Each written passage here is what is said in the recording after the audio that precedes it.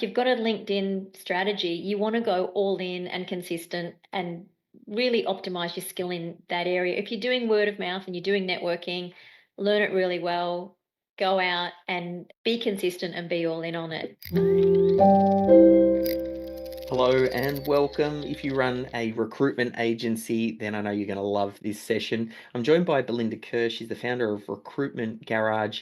They're a coaching company for recruitment agencies. So, having launched, grown, and sold two of her own agencies, she now helps other agency owners do the same. I couldn't think of anyone better to work with to help identify best practice for agency owners.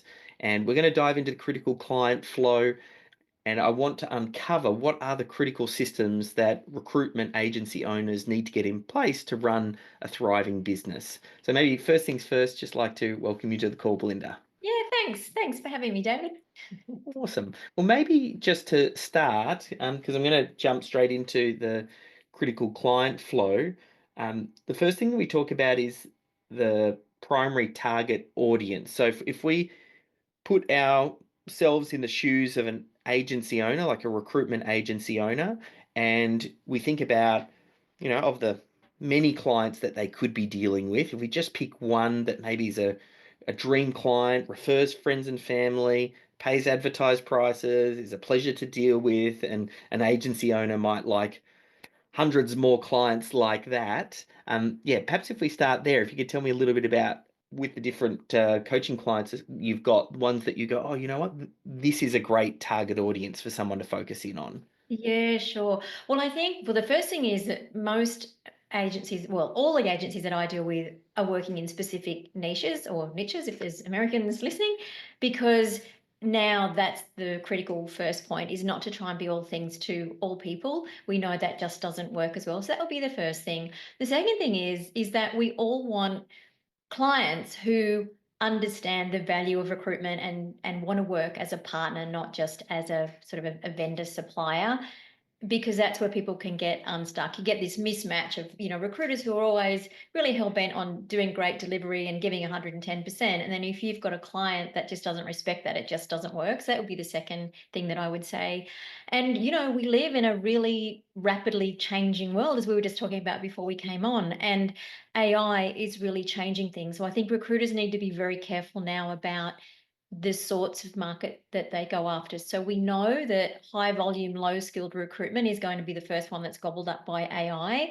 So we need to be looking at opportunities to be working with clients that have more nuanced requirements, typically more senior, more hard to Mm. find type people and nuanced, because we know AI is very good at just, ticking boxes, but how good is it at really understanding from a cultural, like specific experience set, how good is it at pulling all that out and defining it. So they need to be, I certainly wouldn't be launching a low skilled temp agency these days. I would be looking more at going for your more nuanced skills, senior level type full-time recruitment across lots of different industries. And of course the other thing to look at is the clients that the recruiters have, are they quite vulnerable to AI? So if they've got repeatable skill sets, so if you start to think about industries like manufacturing, or even some of the what's perceived as high level skills like legal services, a lot of that's being impacted by AI. So I think recruiters now need to look really carefully at how AI is potentially going to disrupt the industries that they're targeting, and perhaps look at different areas where it's not so much the case. And generally, again, you probably can work with a variety of different sizes and types of businesses. I think going after a particular niche makes perfect sense. Is there a sweet spot for the size of organization? Like I'm imagining many, thousands of employees in a company would mean they probably have their own recruitment team. So yeah, generally, what's kind of like that sweet spot from a business size? Yeah, it's such a good question. So a lot of the guys I work with, all the guys I work with are smaller businesses, and it's very hard for them now to compete with, a Hayes or the really bigger companies that have got preferred supplier agreements with these big, let's just call it News Limited, those sorts of people, like the bigger companies, the corporates, the big banks, those sorts of people have all got PSAs and also internal teams. And of course, again, with AI, that's all changing at the moment. And these things are really hard. They take a long time to get onto, and usually they're trying to screw you down on rate. So I always find for the smaller agencies, it's better to sort of match like with like. So go for the smaller businesses, and the smallest you would go at would be that somebody that can at least give you, they're going to be able to give you some work, and up from there. And I'd probably cap it, well before you're getting to that corporate zone. And I find that, most of the people that I work with find that sweet spot where they might have a talent acquisition person, or they might not have a talent acquisition person, but there's enough there, there's enough going on, but they just haven't really solved that problem, like they haven't built in a big talent team yet. So you're absolutely right. Mm. So small to mid-sized businesses is perfect. But of course, if you are a bigger agency, if you have got, if you're an agency with hundreds of staff, then you can absolutely go and, you know, work with the banks and the bigger the bigger mining companies and all those sorts of people who want these bigger corporate partnerships. If we were to put some ballpark numbers in here, when we say small to medium, if you think of like head count, what do you think of as a small or medium sized business? Yeah, well, I would say anyone up to, in terms of recruiting for them, let's just call it up to about 500 people, but the sweet Yeah, spot's probably going to be one or 200. yeah. So anywhere, let's say 100 to up to about 500. Yeah, Yeah. great. And And then, also, oh, sorry, David, just to clarify too, but also coming way down from that. I mean, I remember one of our clients had we got about 80%. I know this is wrong, having 80% of your business from one client, but it happened to us one year when I had my agency, and they only had about 6 people. So you wow, can find small yeah, companies that are growing. If you've got a small company that's growing, there's lots of guys that I work with that are working with startups, and, they've only got a few mm, people to start with, but they've perhaps just got some funding through, and all of a sudden they need 5 or 10 people. So they yeah. can be just tiny as well. I They know have to be sometimes there are growing, that's the thing. some outliers and things like that. If you had to sort of pick, I'll go maybe that range then 50 to 500, because again, I know you'll find, are they more the really small ones you're talking about that would recruit um, a consistent amount? Are they more the exception or the rule? Like if we had to kind of, I think it depends what the yeah, recruiter's set up to do. So there's yeah, recruiters who purely just go at, it could be IT startups, yeah, for example. Um, and there's a lot of people working in that space. There's a lot of startups. So I yeah, wouldn't necessarily call them the outliers. I'd say more it's more around what that recruiter themselves is going for. yeah, perfect. Now I think each recruiter watching this is going to have a different industry, but just for this exercise, if we were to pick an industry, is there an industry where you have seen recruiters have good success in it, or you've done, or anyone that jumps out? I mean, you mentioned a couple like mining and a few things like that for some of the bigger ones, but are there any industries where you're just like, oh yeah, I've seen it work in this space? Well, IT traditionally has Yeah, been a cash cow, but of course, the last couple of years they've been really hammered. I think it's starting to yes, come back now. But then it depends, like within IT, like that's such a yeah, big market. There's hundreds of specialisms within IT. yeah, What I think is kind of counter to what you've just said there, like I can speak to people who are in the same market. One of them's doing really well and one isn't. And the only difference is the person. So I yeah, think sometimes it's actually down to the recruitment founder and how they're running their business, not so much the market. yeah. Um, All right. I'll, I'll leave it then. Even we'll just leave it as a general industry there. I think the takeaway here is that the agency owner needs to pick a space, an industry that they'll become an expert in. And then, as far as when we think about the product and the service that they offer, it's the recruitment of staff. So I don't know if there's anything else to add or any nuance on that, or that's just basically placing a staff.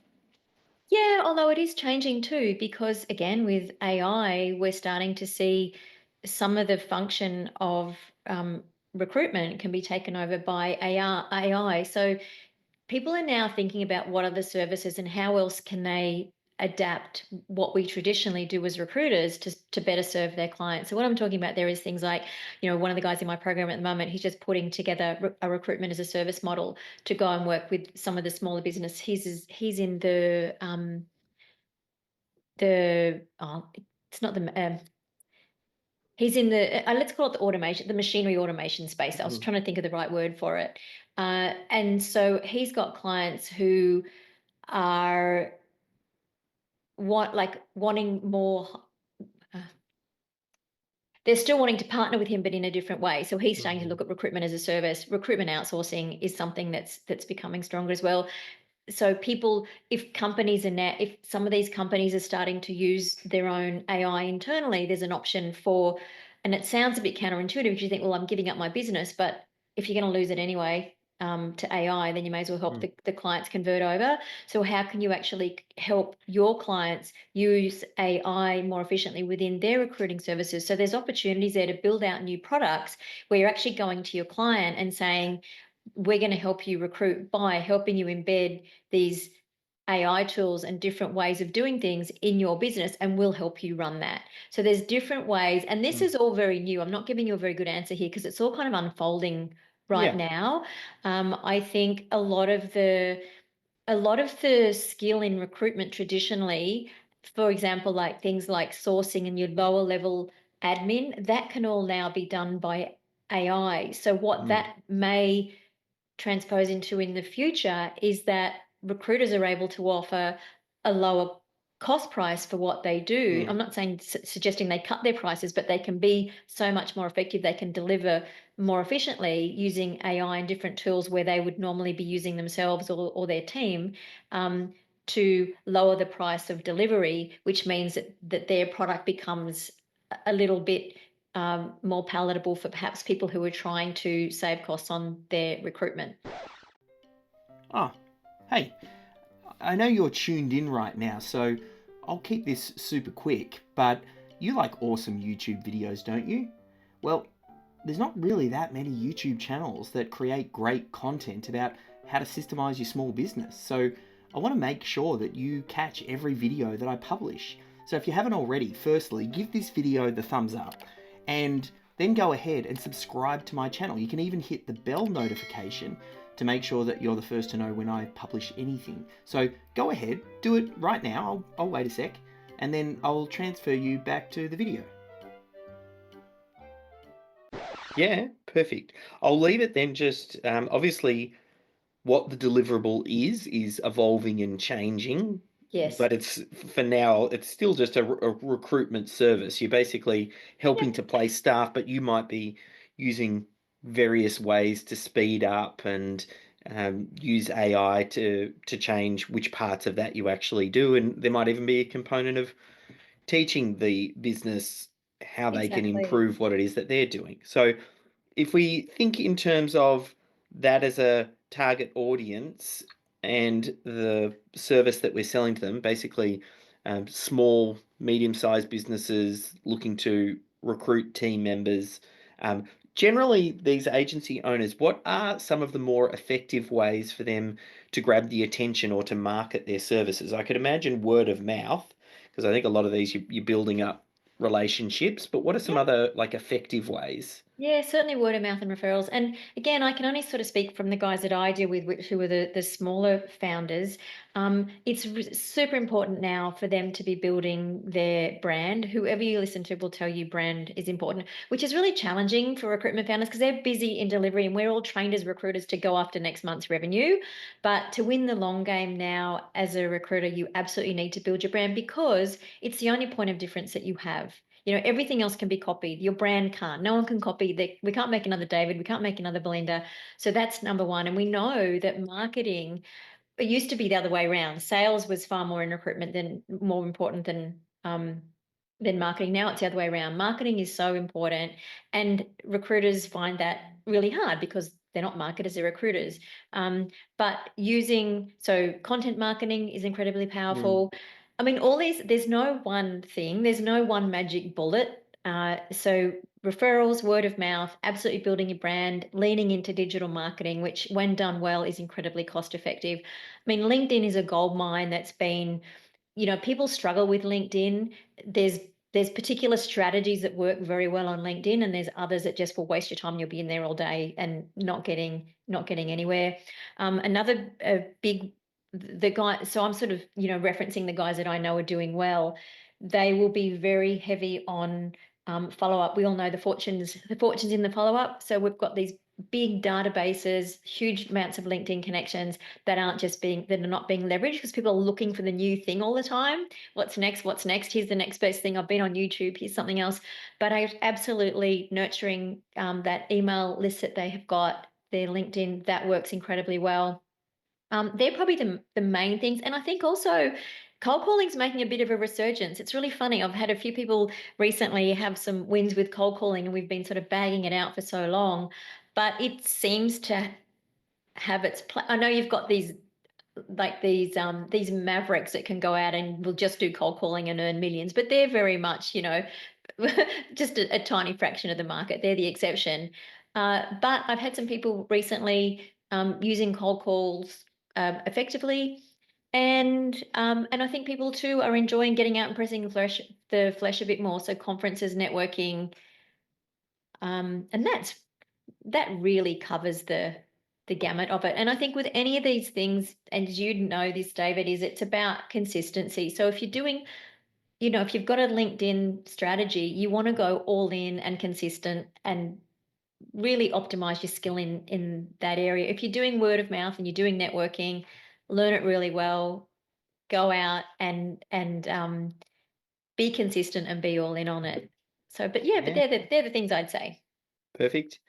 And I think just picking one or two of these to start with, I think that's great as a place to start. Like I think any one of these and other methods can be effective. That consistency and focusing in. So if you spread yourself too thin, sometimes you don't tend to do anything very well. Once you kind of do some of the attention getting methods, how do when someone's actually ready, how are they often sticking their hand up and saying, "I'm ready"? I'm imagining they're either filling out some sort of web form or they're sending some sort of DM or an email, or maybe there's a phone. So there's probably a few different ways that first inquiry comes in. Is that when someone says, that they spot one of those different channels that you're marketing on, they say, "All right, yep, I'm ready now." How do those inquiries normally come in? Would that cover Yeah, everything? sure. So that's going to depend on the channel that they come through. So Yeah. obviously, if it's cold calling, it's going to be on the phone. If it's LinkedIn, it could be something like a DM. Yep. Um, Word of mouth's probably going to be a call, I imagine. Conferences, they're going to be having a chat and probably following up later by email or phone. And content marketing, a lot of content marketing is going to have a call to action at the bottom. So that could be just coming through via an opt-in to an email. So I don't think there's any one way that people come. Depends on the channel. Yeah, perfect. And then generally, what's the first thing that happens after that inquiry comes in? Some sort of Yeah. qualification or jump on a call or Yeah. yeah, what's A that? call, talk about what the recruitment needs are going to be, not just now, but let's just call it for the next 12 months. What are the priorities for the client? Where are their and then you'll be having just a typical conversation around their hiring needs. Who are they looking for? What are the problems? What's the looking at what the culture's like, talking about the industry, the competitive landscape, um, the typical the employees that they've had, what makes a good employee for them, all those sorts of things, which any good recruiter would know what to ask there. Yeah. And then after that call is what happens next? Is it usually a proposal or what Depends on the level of the role, but if it's a senior, often if it's a senior retained role, there could be a proposal. If it's a bigger company, yes, absolutely, you'll be needing to put in proposals. But sometimes it'll just be a conversation, and I'm looking for a sales account manager, and then boom, in you'll go to taking the brief and starting to work on the role. Yeah, perfect. And then like you mentioned, there's probably a big piece here around the follow-up. Not only kind of mining some of your attention getting methods, but once you're kind of down here as well, I suppose you want to strike while the iron's hot once you've had a chat with them and sent out the proposal. Um, and then generally, is there any money usually taken up front, or is it usually on completion? Well, that depends again. Everybody's different. So it's interesting. It's changed. When I first started in recruitment, it was sort of like contingent. Basically, you got the money paid after, and it was potentially out to other agencies as well. It might just be out to you. It might be exclusive, or it was retained. So that was a third up front, then a third on shortlist, and a third on placement. But now it's different. Now you've got people taking all sorts of different payments. So it might just be. It could just be a sign-on fee of $2,000 or something like that, and then everything in between. When I had my agency, we were in a market that was very contingent based. It was very hard to get retainers out of them. And we introduced a new product where we took, I think it was a $2,000 sign-on fee. And then our thing was, if we don't come up with two candidates that are absolutely spot on to the role, then we'll give you that back. But they had to pay it even if they didn't hire the people. And that worked out really well. So, and that it was kind of a step way back from retain, but it gave us the commitment from the client, which is often what recruiters face. If if the client doesn't understand recruitment well, they don't give uh, that commitment. And Yeah. what that gave us was commitment. So sign-on fees are things like that are becoming a little bit more common than they used to be, and I think they're a good thing. Yeah, perfect. And then once the client's done sign on and they're ready to go, I'm imagining there's some sort of onboarding that would have already probably collected some of the data up on that earlier sales call, but there might be other things that you collect. How does the onboarding usually work? What before they actually get into the recruiting itself? Yeah, it's funny. I did a training on this the other day, actually. It's interesting because you what can happen is it's like, yes, we've got a job. Here's our terms of business. Let's go, and then you're into filling the role. But and that's great. But what we're looking for, if we're looking for clients that want to use us long term, we want to stand out in the beginning. So often the onboarding will have things like introducing the team, because normally the recruiter, if they get the job on, even if they've got other resources behind them, the client doesn't usually meet them. So it could be introducing to the team, letting them know what each of you are doing, walking them through the process of how you're going to find people. Because I think sometimes there's a bit of uh, an assumption by clients that we just have this big pile of candidates that we can just choose from and ship them over. And I think, and sometimes then they don't understand why the fee is the fee, particularly if they haven't hired a lot of people. So I think part of the onboarding for people who do it well is actually taking people through the process of what you do and how you do it, and some of the tools that you use, the people and their responsibility within the team, what they're doing to actually give credibility to what you're doing and help the client understand. I guess build your credibility with the client in what you were doing, and then of course ultimately, I know it's sort of like business by Zoom these days, but the more you can get out and meet people, I just think that whole face-to-face connection is important as well. So a lot of people, I think again are sort of switching back to getting out and doing more face-to-face. But of course, the other side of that is now that we've got Zoom, I can be sitting here on the sunny coast and I could be recruiting someone in San Francisco. So Yeah. um, that kind of rules out the face-to-face. Yeah, it's yeah.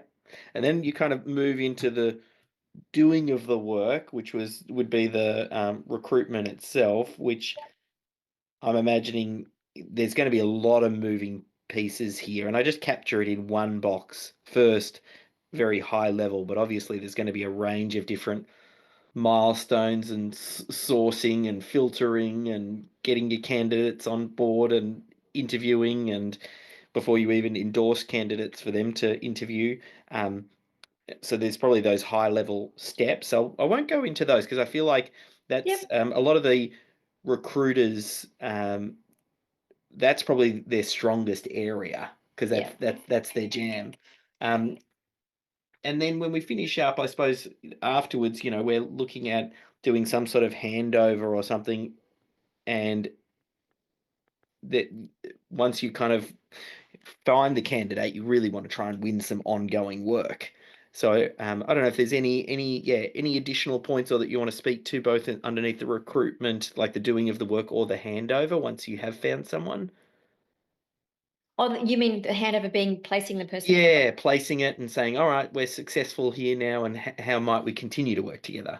Yeah, exactly. Well, I guess there's two parts. So there's that particular role itself, and then there's ongoing business. So if you take the role itself, then often like we will stay in touch with the person over time and work with the client and be back in touch with the candidate to make sure that they're, you know, enjoying themselves, they're feeling welcome, they're feeling onboarded, they're not shoved in a corner somewhere, they're being given the tools. And the big thing that recruiters are obviously worried about is typically they'll give, let's just call it a 3 month guarantee. They're wanting to make sure that that person, yes, they go past their guarantee, but I mean, it's not just about that. We want to make sure that they're going to stay there for longer as well. And I think because you've built that relationship with the candidate already, quite often you're in a nice place to kind of just really stay close to them and understand how they're really feeling in that new role. And then, of course, on the other side of it is with the ongoing business, and I think sometimes we can forget to nurture and keep in touch and keep giving value to our clients when they're not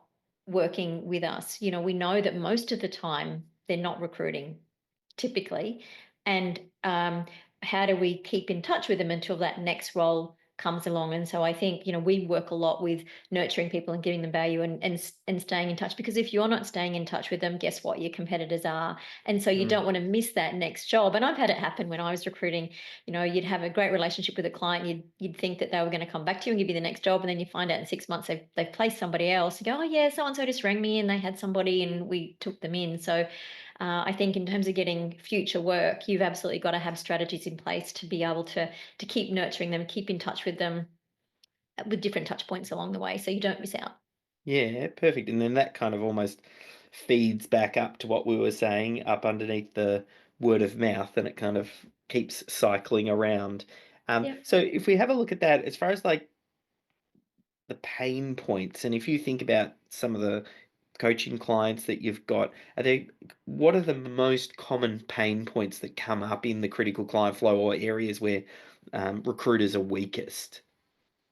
Yeah. So getting clients is becoming increasingly challenging because it's become more of a marketing play now, and recruiters are recruiters and there's so much out there. They're confused about what strategy they should take to get that consistency. It's usually not a shortage of leads. I mean, you can do a search on LinkedIn and you can come up with a whole page of Mm, leads, but how do you convert those leads into clients? Quite a challenge. And the other thing is, with the guys that I'm coaching, they're founders running small businesses, so they've still got the technical side of recruiting. They're still running a desk and then they're trying to grow their business as well. And they've come out of agencies where they were sitting running a desk and there was a whole operations team behind them.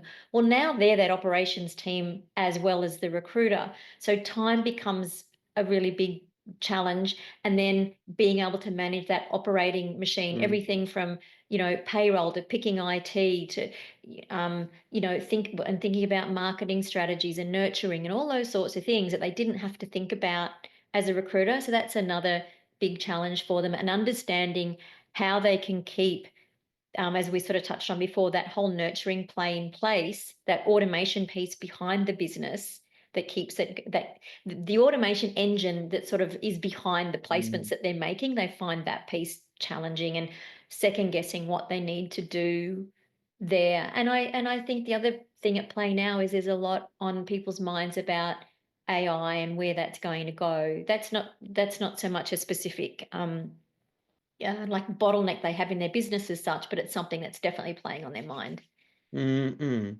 Yeah, I think as someone sort of transitions, it's the classic thing Michael Gerber used to talk about, that idea that you might be a great technician, but then you quickly find out it's very different running a business that delivers the technical work. So just because you're a great recruiter doesn't mean you can run a great recruitment agency, because you need to make sure that consistently you're moving leads into the business, and that consistently you're doing the work. And as you start to change all of these hats to do those things consistently, because you're wearing so many different hats now, you spread yourself very, very thin.